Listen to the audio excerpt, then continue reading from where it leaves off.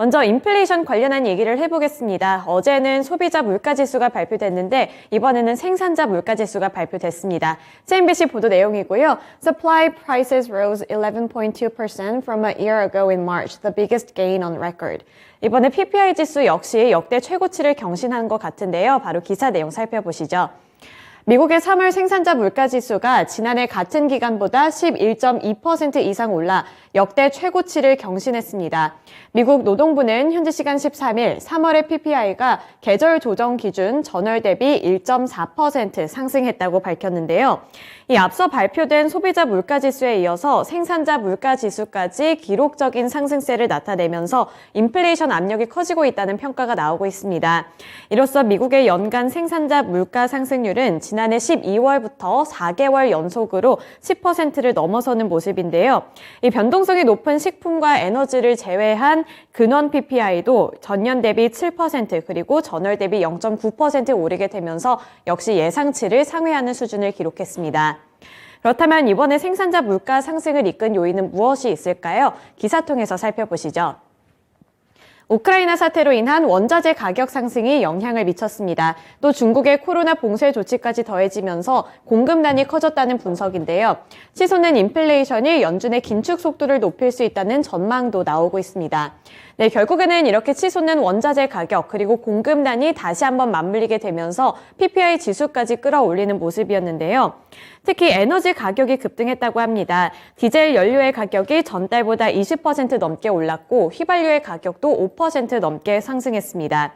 또 식료품의 가격 상승세도 두드러졌는데요. 채소가 전달 대비 42.4%, 또 곡물이 16.1% 급등하면서 영향력을 행사했습니다.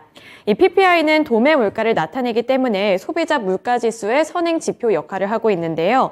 이 때문에 높은 인플레이션 상황이 당분간 이어지면서 미국 연준의 긴축 속도까지도 조금 더 빨라질 수 있다는 전망까지 함께 나왔습니다.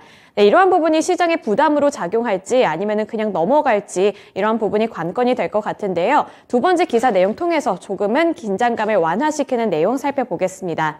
제닛 옐런 미 재무장관이 발언을 내놨습니다. 이번에는 마켓워치 보도 내용이고요. Yellen says not impossible for Fed to engineer soft landing for U.S. economy.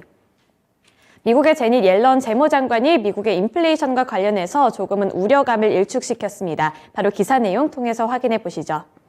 제닛 옐런 미 재무장관이 미국 연준이 경제 충격 없이 긴축을 단행할 수 있다고 언급했습니다.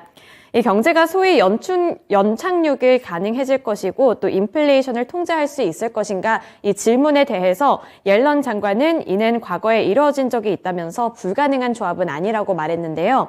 연준이 강한 고용시장을 유지하면서 물가 상승률까지 효과적으로 억제할 수 있을 것이라는 설명입니다. 이렇게 제닛 옐런 재무장관은 미국 경제에 대해서는 자신감이 넘치는 모습을 보여줬는데요. 미국 경제 말고 또 어떤 점에 초점을 맞추고 있는지 기사 통해서 확인해 보겠습니다. 옐런 장관은 미국 경기 둔화 가능성보다는 전쟁에 따른 유럽의 경기 침체 가능성을 더 우려하고 있다고 밝혔습니다. 그리고 또 여기에 서방의 대러시아 제재에 미국 달러화가 세계 주요 통화의 지위를 잃을 수 있다는 일각의 우려에 대해서도 반박하는 모습을 나타냈는데요. 이렇게 미국과 관련된 경제 상황에 대해서는 탄탄할 것이라는 전망을 내놓은 가운데 이 유럽의 상황이 조금 더 우려스럽다고 표현했습니다. 옐런 장관은 또 이 달러화와 관련해서 글로벌 기축통화로서 달러화의 지위가 대체되기까지는 오랜 시간이 걸릴 것이라면서 앞으로 더 많은 국가들이 러시아에 대한 제재에 더욱더 참여해야 한다는 발언까지도 함께 내놨습니다. 또 중국을 압박하는 모습도 보여줬는데요. 이렇게 미국 경제에 대해서는 조금은 한숨을 돌려도 될 것 같지만 나머지 글로벌 상황에 조금 더 집중을 하셔야겠습니다. 네, 세 번째 기사로 넘어가 보겠습니다. 이 실적 발표가 계속해서 이어지고 있는 가운데 넷플릭스에 대한 전망은 조금 우려스러웠는데요. 기사 통해서 살펴보겠습니다.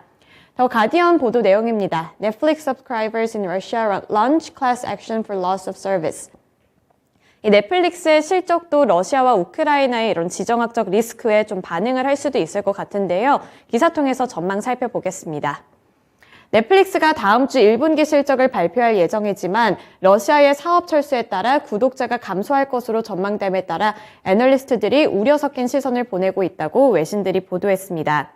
넷플릭스는 지난달 6일 러시아에서의 서비스를 중단했는데요.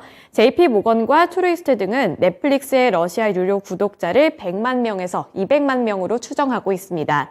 작년 4분기 말 기준 넷플릭스의 총 유료 구독자는 2억 2,200만 명인데요.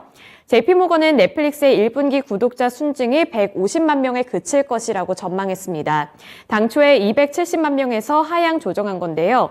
2분기의 증가 전망치도 러시아 충격에 따른 일부 파급 효과를 이유로 170에서 150만 명에 그치는 수준을 나타냈습니다.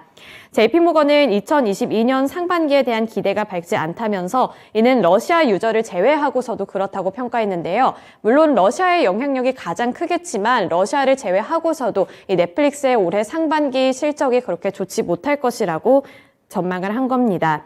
또 나머지 증권가에서도 넷플릭스에 대해서 그렇게 긍정적인 시각보다는 조금 더 우려한 시각을 내놨는데요. 이런 부분들 참고하시면서 실적이 어떻게 나오는지 좀 살펴보시면 좋을 것 같습니다. 네, 이렇게 세 가지 주요 외신 뉴스들 저와 함께 했습니다. 지금까지 글로벌 외신센터였습니다.